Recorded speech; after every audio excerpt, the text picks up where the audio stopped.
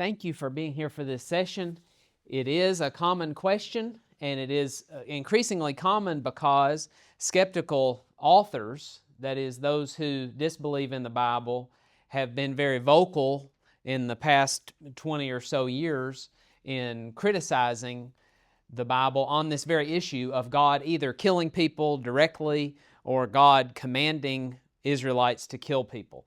For example, Richard Dawkins, the famous atheistic evolutionary biologist from Oxford University, said the God of the Old Testament is arguably the most unpleasant character in all fiction. Notice how he slides that in there, that the Old Testament is fiction. Jealous and proud of it, a petty, unjust, unforgiving control freak, a vindictive, bloodthirsty ethnic cleanser. That's a reference to the topic at hand. A misogynistic, homophobic, racist, infanticidal, genocidal. That's a reference to our section today. Filicidal, pestilential, megalomaniacal, sadomasochistic, capriciously malevolent bully. Just kind of rolls off the tongue, doesn't it? This is obviously a lot more than we can respond to in this session because each of those different adjectives would represent a separate criticism, although some can be grouped together, like the ones about infanticide and genocide. Those perhaps can be grouped together in the topic we're considering today. Dan Barker, who was a preacher who turned into an atheist, said, "There's not enough space to mention all of the places in the Bible where God committed, commanded, or condoned murder." That's a stretch. Sometimes atheistic authors will rely on their audience's ignorance of the Bible in order to get away with making statements that overstate their case. But I want to bring up their statements as a way to ensure that we all know we are not dodging the charge. We are not acting as though this criticism is not there, or we are not acting as though God didn't kill people, or that God didn't command the Israelites to kill people. We're not acting as though that's not real. Then Christopher Hitchens, who passed away a number of years ago, but maybe the most famous of these authors, said one could go through the Old Testament book by book. The ground is forever soaked with the blood of the innocent. Another overstatement, but his particular point about God killing innocent people or having the Israelites to kill innocent people is true. Doubtless a lot of innocent people died in the flood, a lot of children, and there were women who were non-combatants who died in the battles that we're going to describe here, and there were children who died in the battles when Joshua and the people carried out the conquest that God had commanded. So there were doubtless a lot of killings, and we want to prepare ourselves to respond to these criticisms in the most constructive way. We want to therefore say that there are 4 parts of an answer that we can give. I would suggest we try to make all 4 of the responses that I'm going to list today, maybe in your own words, of course, and in the way that is best suited for the conversation that you're having with a neighbor or a friend or colleague. So 4 ways to respond, and then we will try to give, if there's time, 4 practical lessons that we can learn from the conquest and this alleged genocide that God commanded the Israelites to do. And that may be the most surprising part. As I've prepared for this, the number of edifying points that we can make that actually strengthen us spiritually as a result of considering this passage. In other words, it's not just a problem to be explained away, but there is actually a devotional component that helps us to be stronger in our convictions as Christians when we consider the conquest itself. So that's the direction we're headed. 4 responses to the question. The first is that God did not actually command genocide. That's a misnomer. It's incorrect to say that God commanded genocide. When Jacob contacted me and asked me to speak on this topic, he said, "Your topic is, why did God command genocide?" And my first response is, well, I don't think God did command genocide. And he answered by saying, this is in a series called FAQs from Skeptics, frequently asked questions from skeptics. And their question is, and this is true, their question is, why did God command genocide? I just said I don't think He did, for 2 reasons. The first is that God commanded the Israelites to drive out the Canaanites, not to exterminate them. A lot of them died because they didn't want to leave. They wouldn't be driven out, so the Israelites had to kill them. But if genocide is defined as the systematic elimination of a particular racial group or ethnic group, then this just was not a case of genocide, because God's command was not to kill these people, and if they escape, track them down wherever they are and eliminate them because they are of a particular race or ethnic group. That wasn't it at all. This was a dispossession of land. You are taking their land. Whether you wind up killing them or not, you are to take their land, to totally dispossess them of this place. Notice how God phrased it. This is Exodus 23, 29 to 31. I will not drive them out before you in a single year. That's an interesting way to say it. I will not drive them out in a single year. The implication is, I'm the one who's driving them out. I'm using the instrumentality of the Israeli army to do it. But this is my agency at work through you. So who is driving them out, God or Israel? The answer is yes, God and Israel, both driving them out. That the land may not become desolate and the beasts of the field become too numerous for you, I will drive them out before you little by little until you become fruitful and take possession of the land. I will fix your boundary from the Red Sea to the Sea of the Philistines and from the wilderness to the river Euphrates, for I will deliver the inhabitants of the land into your hand, and you will drive them out before you. Observe what he said, drive them out. Or, Numbers 33, 51 and 52. Speak to the sons of Israel and say to them, when you cross over the Jordan into the land of Canaan, then you shall drive out all of the inhabitants of the land from before you and destroy all their figured stones and destroy all their molten images and demolish all their high places. So you see the goal. The other reason why this was not genocide, but a dispossession, is that it was not racially motivated. In fact, we have an example of someone who was part of a Canaanite race who was preserved because of her acts of faith. And that's Rahab, of course, who is commended in the New Testament in James 2 and Hebrews 11. Not because she lied, that wasn't the commendable thing, but that she faithfully received and helped the spies. She assisted Israel in their conquering of the territory. And so even though she was part of this race, she was not killed. Rather, God explains that the motivation was twofold: to punish the people for their wickedness and to provide a region where this nation of Israel could be established so that eventually the blessing that was to come to the world through Abraham might be facilitated by their ownership of this property. And we'll talk more about each of those in just a few minutes. But the command was not given because God had some racial bias against the people of Canaan, or that he thought people were bad just because they were part of some ethnic group. That wasn't it at all. So the first way to respond if a friend or neighbor says, why did God command genocide? I could believe in the kind and loving God of the New Testament, but not that racial, vindictive, bloodthirsty ethnic cleanser of the Old Testament.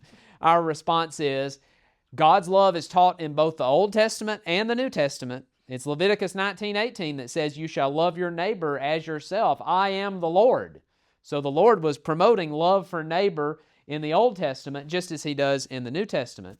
And if anybody is wondering, is God in the New Testament as wrathful as the God in the Old Testament? The answer is yes. It's in the New Testament in Hebrews 10:26 through 31 where we read about the wrath that awaits those who oppose God. Wrath and fury, Romans 2:8, is coming for them. So it's a fearful thing to fall into the hands of the living God, whether you're talking about the God of the Old Testament who was loving or the God of the New Testament who was loving. And we'll see that the genocide, the alleged genocide that is mentioned here, is actually an expression of God's love in just a minute. Second thing we want to say in response, so remember the first thing is it wasn't genocide at all. The second thing we want to say is that God's command was righteous because God exclusively defines righteousness by His nature. Our moral duties are constituted by divine commands. if you want to put it this way, we are divine command theorists as far as ethics are concerned.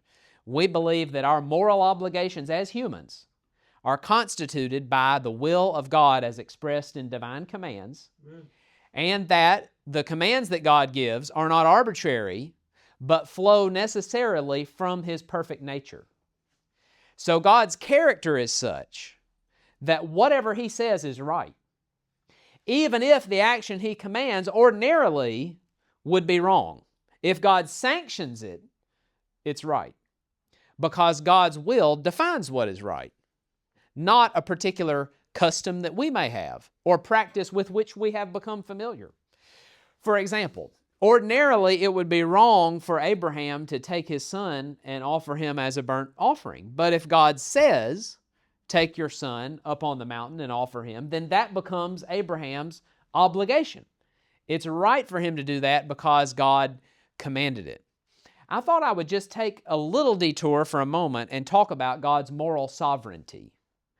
Sovereignty is a word we should use. It just refers to God's right to determine outcomes. That's what sovereignty means. If a king is sovereign over a land, that means he has the right to determine what will happen in that land. To illustrate it, think about my lawn at my house. God is sovereign over my lawn in the sense that He has the right and power to decide whatever He wants to happen with my lawn, but He doesn't determine, in fact, what will happen with my lawn. He leaves an amount of sovereignty delegated to me to decide when I will cut my yard. And unfortunately, it's getting to about the time I need to start cutting it again. And now it's going to get tall probably a little bit before I wind up cutting it. But see, God has a right to do whatever He wants to with my yard. He doesn't, as our Calvinistic friends teach, determine everything that will happen with my yard. There are those who believe in determinism, especially our Presbyterian friends, and then other people who have been influenced by John Calvin's doctrine, who teach that God has determined every outcome in the world so that we don't have any freedom of choice.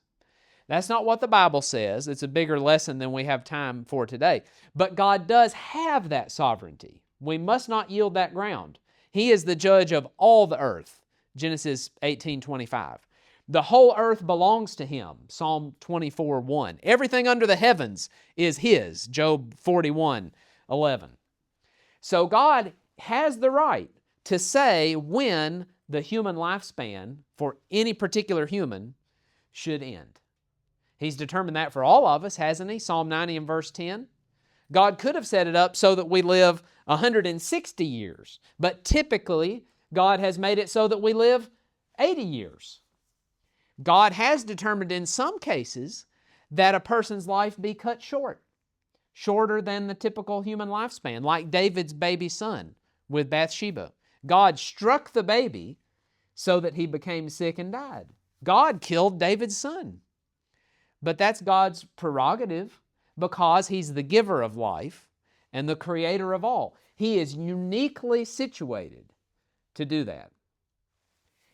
I am not at liberty to decide when somebody else's life ends. This is a bigger subject, but God condones capital punishment. Genesis chapter 9. God condones, I believe, fighting in just wars. That's a whole different subject. I believe there are cases when God has sanctioned killing, but murder, here's our definition for murder biblically. It's the deliberate taking of innocent human life where God has not authorized. The deliberate taking of innocent human life where God has not authorized. All the parts of that definition are important because it allows for animal killing. It allows for the killing of people who deserve to die in capital punishment. It includes self-defense or defense of your family, defense of people around you. So force is not ruled out by that definition, at least not in every case. It allows for having a security team at the church building that watches out for our safety while we worship. So they may have to kill somebody if that person becomes a threat to the people. You understand. But God is the one who makes those rules. And actually, the rules about killing come to the fore in this instance where God tells the Israelites, drive out these people, and if they don't leave, I authorize you to kill them. That just shows they were unauthorized unauthorized to kill in other cases. The very fact that God had to tell them, you kill these people under certain circumstances, that was very circumscribed killing. Only in the cases where God says you can do it. If you go over to Deuteronomy 2, we're not going to take the time to do this, but God outlines some groups of people the Israelites were not to kill, who might be around there, the Moabites, the Ammonites, and the Edomites. And He says, I'm not giving you their land. Don't bother them. Don't touch them. Well, they were related to the tribes that were around there, but God said, you are not to get in the way. They were in the similar area. They were on the borders of these places the Israelites were killing, but the Israelites were not allowed to go to Egypt. They couldn't go southwest and try to take Egypt. They couldn't go north to Syria and kill those people. They couldn't go northeast into Babylon and kill those people. They were not to just go wherever they pleased and kill. It was a very circumscribed mission. And so when God authorizes in His moral sovereignty that killing is permitted or obligatory, then it becomes just as God has said. And of course, this principle about God's moral sovereignty applies in every area of life. It is a test of faith, whether we will trust God in cases where it may seem non-intuitive to us, where we might not understand why God would want us to do things in a certain way. Will we comply because we believe in God's moral authority? That's a big question. That's really the question of our whole lives. And we will talk about that more as we go.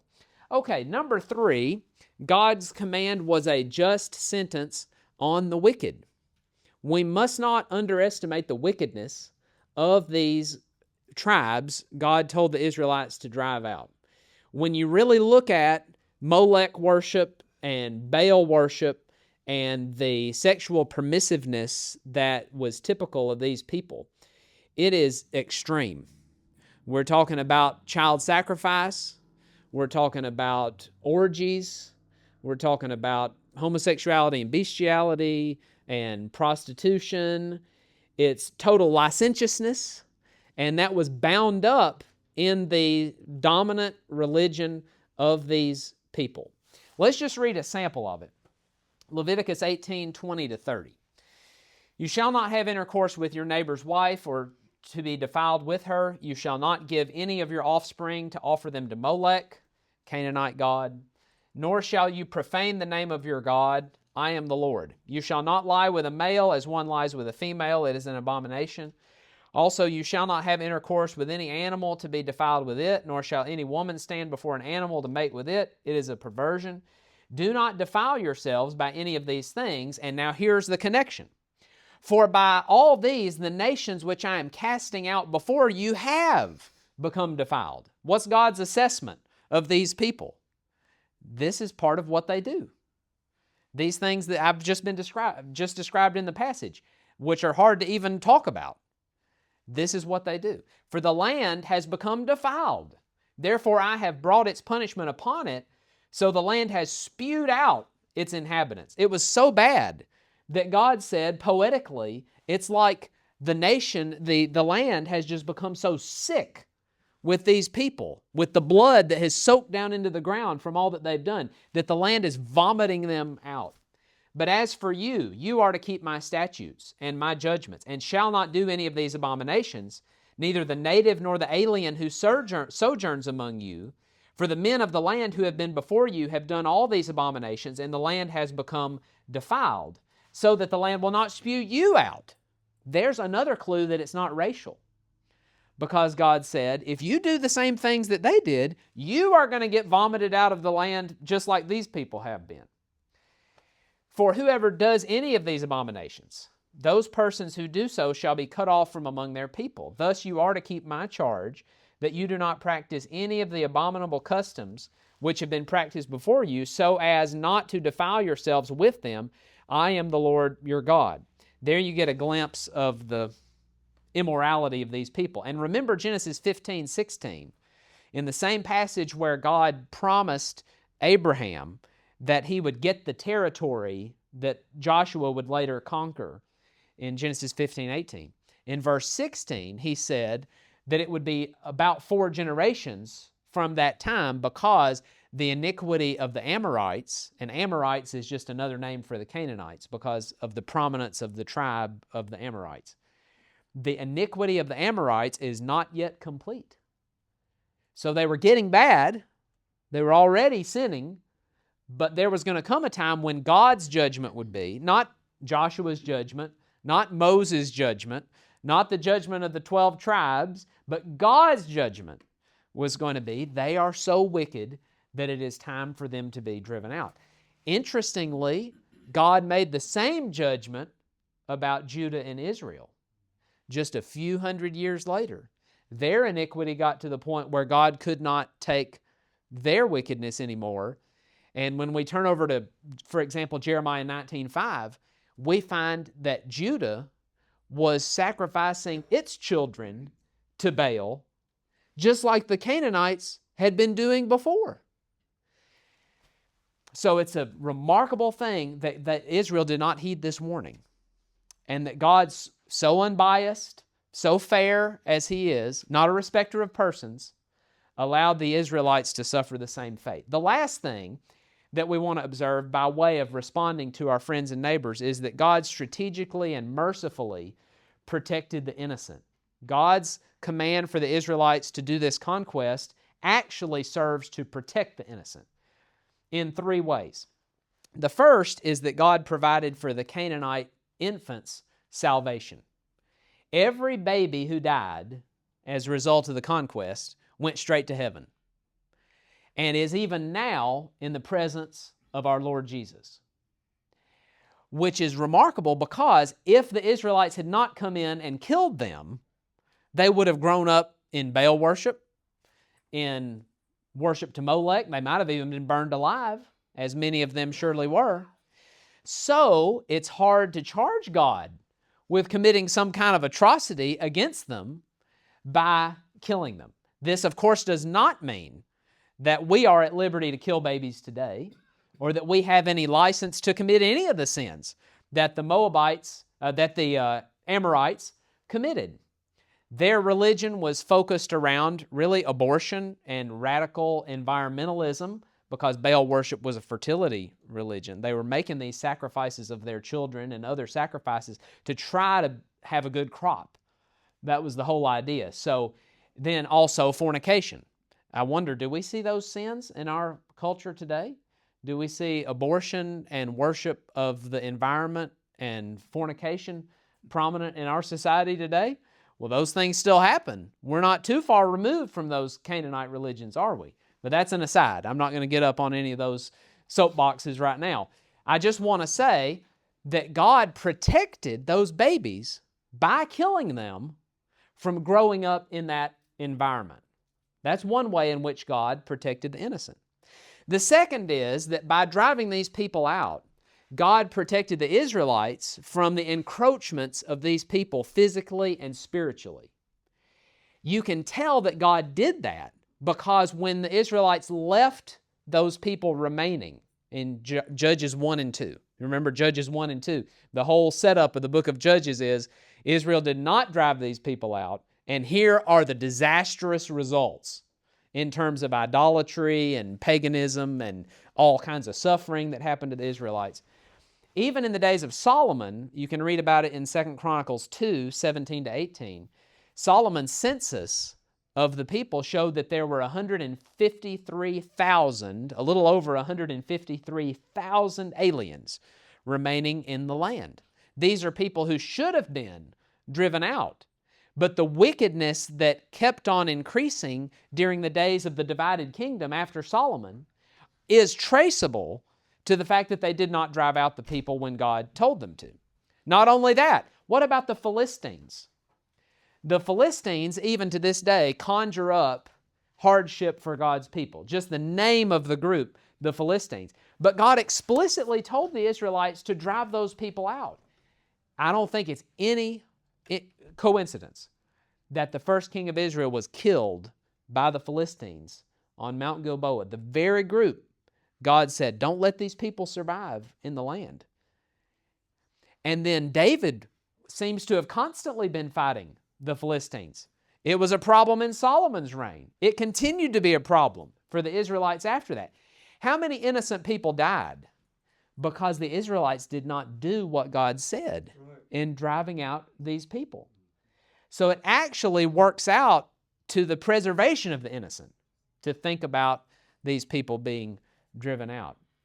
And then finally, the whole context of Israel taking this land is part of God's scheme of redemption that involved the fullness of time, Galatians 4:4, when Christ could come.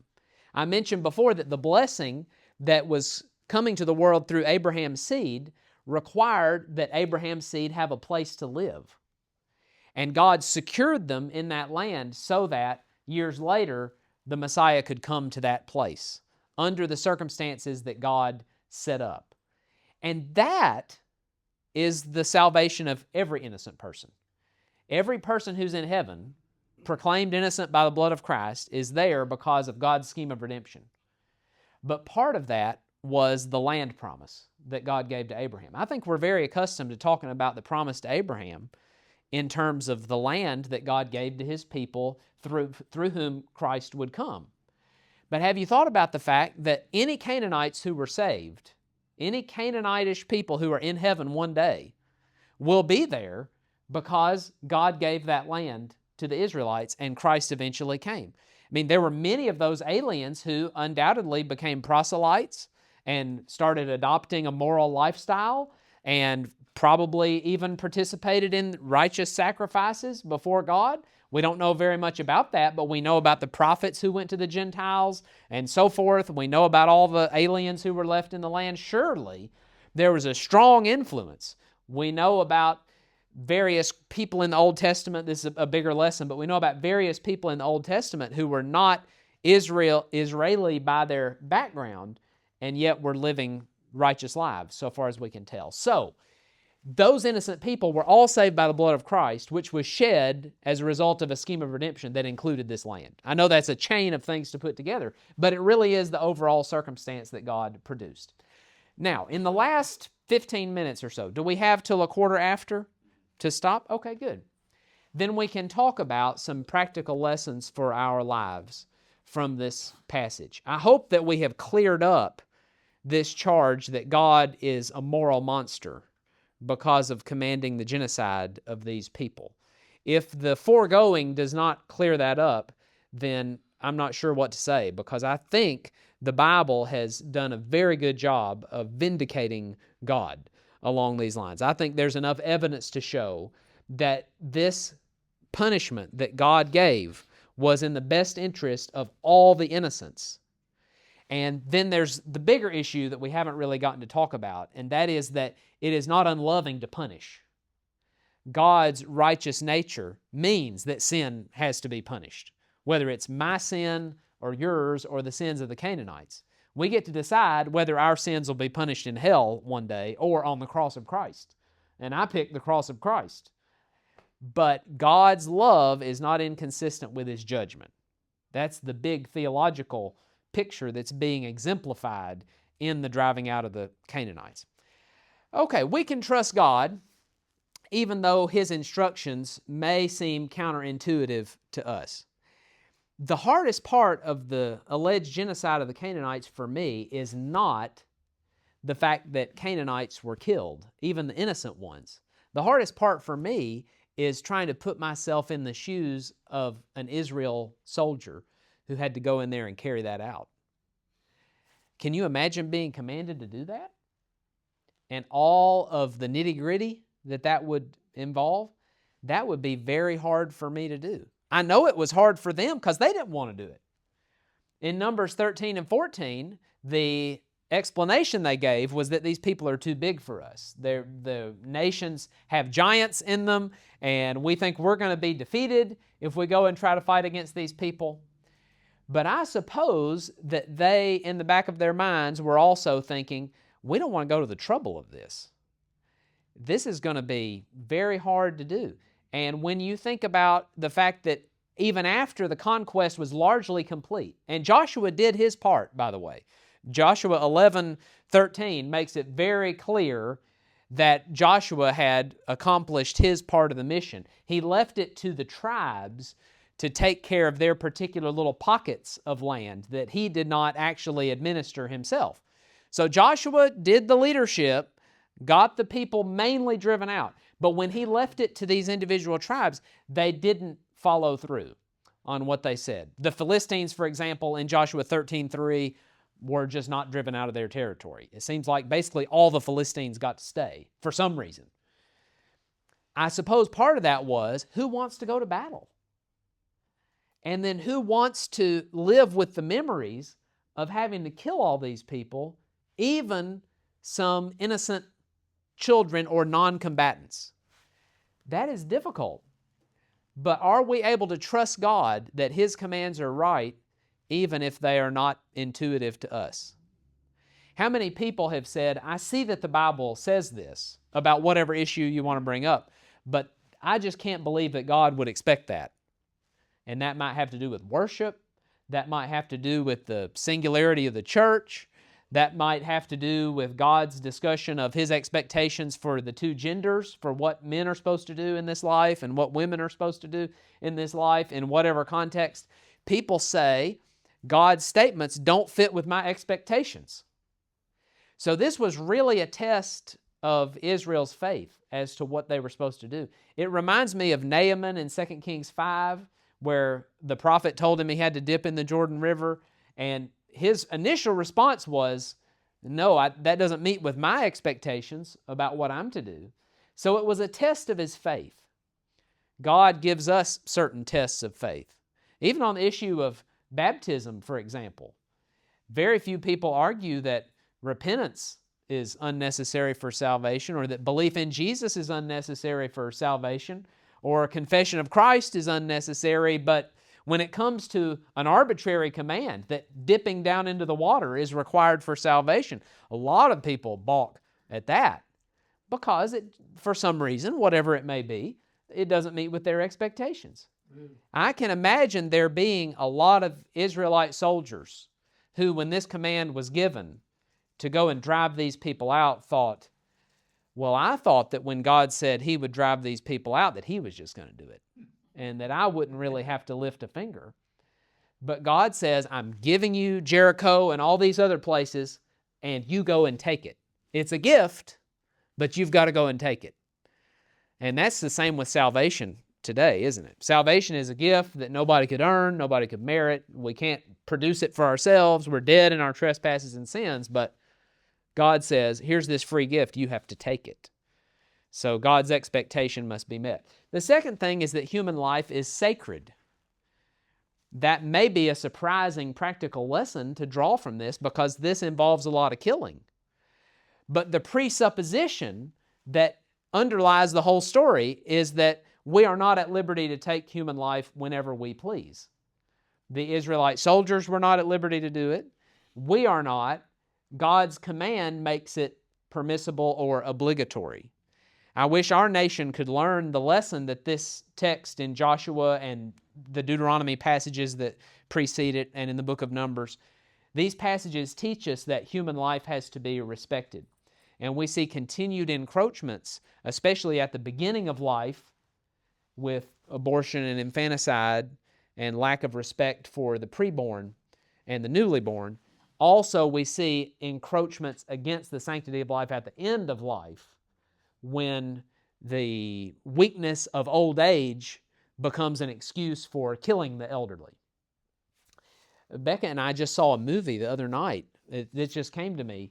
And we watch all our movies with filters on VidAngel and things. So whenever I mention a movie, I try to say we didn't watch the movie as it was produced necessarily, but we had things taken out of the movie when we watched it.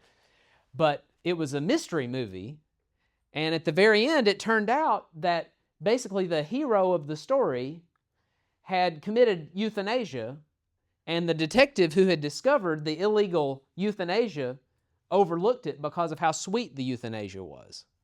In other words, the elderly loved one had been killed, and that was a murder, and the detective had discovered it, but the detective looked the other way because of how merciful and kind the killing was. And I thought, where have we come? Now it's a detective story, and you're rooting for the detective to find the killer the whole time, and it turns out the killer is supposed to be the hero of the story. That was a shock to me.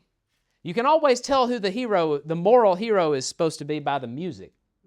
You always listen to when the sweet music plays, or the touching music. A lot of strings are involved, and they're supposed to be pulling at your heartstrings.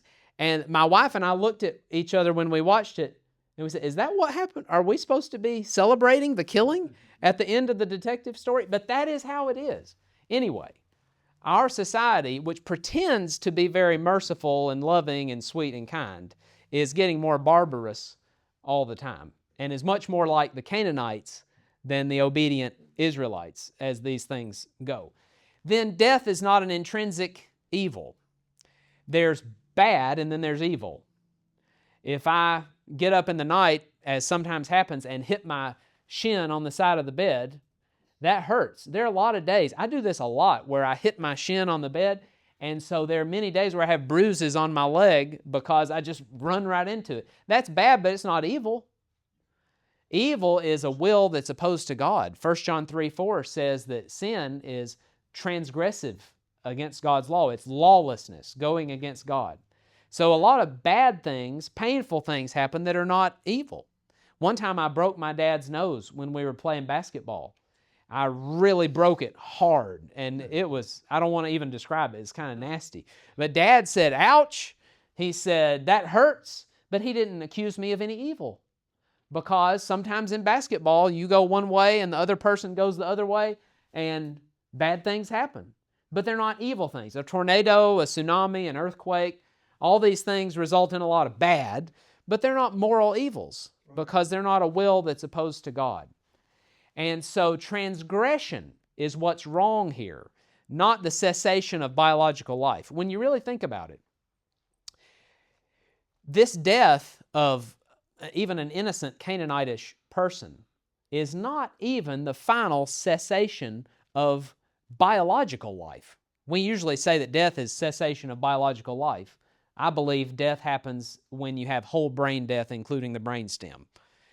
But that is just a temporary cessation of even that body's life, because there will be a time when that body will be raised from the dead, either to a resurrection of blessedness with God or a resurrection of damnation. Jesus described those two possibilities in John 5:28 and 29. The ultimate tragedy, then, is not when that biological organism ceases to function for a time, but if there is a resurrection of the damnation in which a person is finally lost and suffers everlasting, ongoing, conscious punishment in hell. That is a tragedy. But the biological death itself, the cessation temporarily of that biological life, is just a transition. It may be a transition to something better or a transition to something worse, but it's a transition. So death itself is not an intrinsic evil. That's something we learn from this. A person might die, and that be a great advantage to him, just like it was for those Canaanitish children. In Revelation 14:13, we read, blessed is the death of one who's righteous. In other words, you're happy after you die. It's to your advantage to die if you are one of God's children. And then finally, the last thing I wanted to say is that if we endure, we can go into our promised land, and we can be on the side of the victorious children of Israel. We don't think about heaven, I suppose, as much as we should. I don't really like to think about eternity all that much because as a time-bound creature, it's very difficult for me to contemplate everlasting life as such. But the condition in which we will find ourselves after this life is over is tremendously encouraging and easy to think about. Amen. I like to think about being with the angels and being with Jesus and being with the Father and the Spirit. And then increasingly, as I get older, there are more and more people I look forward to seeing who I've known in this life, because we're all on that unceasing march to the grave. And I think about departed loved ones and all of that, all the blessedness of heaven, where Christ is seated at the right hand of God, Colossians 3:1. All of that blessedness could be wrapped up in the word that the Hebrews author uses in Hebrews 3 and 4 as he reflects on our passages from the Old Testament and the conquest. And he calls it rest. Rest from our labors, rest from the struggle against sin, rest from our work in the kingdom, rest from the sorrows and anxieties of this life, where everything will be at peace. That should have been basically how it was for the children of Israel after the wilderness wanderings. God had set it up so well for them so that even after punishing the previous generation and not letting them enter the land, they could have driven out these people easily if they had just cooperated. They could have driven out these people. And then it could be like is described in 2 Kings 4 during a peaceful pocket of rain during Jehoshaphat's reign, where everyone sat under his own fig tree, where you could call someone over and say, come sit down with me at my place in peace and harmony. We'll have plenty. We've got plenty to share with you and your family. And we're not threatened by any invading force. We're not oppressed. We're not having any kind of national crisis. Everything is peaceful. God wanted that for the Israelites. But they didn't get it because they didn't cooperate fully in the commands that He gave back in the book of Deuteronomy to drive these people out. So, stepping back from it, we have to drive something out of our hearts in order to have the ultimate peace that God wants us to have, our rest in heaven. What's got to be driven out? I would just look at a passage like Galatians 5:19-21 about the works of the flesh and think about driving those out. Or look at Colossians 3:5-7 and all of the characteristics of the old man that should have been put to death, that was, in a sense, put to death. But we never stopped fighting against the temptations that war against our spirit, as Paul describes in Romans 7. But we've always got to be pushing those things out beyond the borders and saying we are not letting these evil influences back into our lives as the Israelites never truly got rid of them. So I know this is a lesson about answering skeptics, but I think there's also a lot for us to apply in our own personal lives. We're out of time, but thank you for your good attention, and if there's something I haven't cleared up that you would like to talk about, I'm at your disposal. Thank you very much. Great job.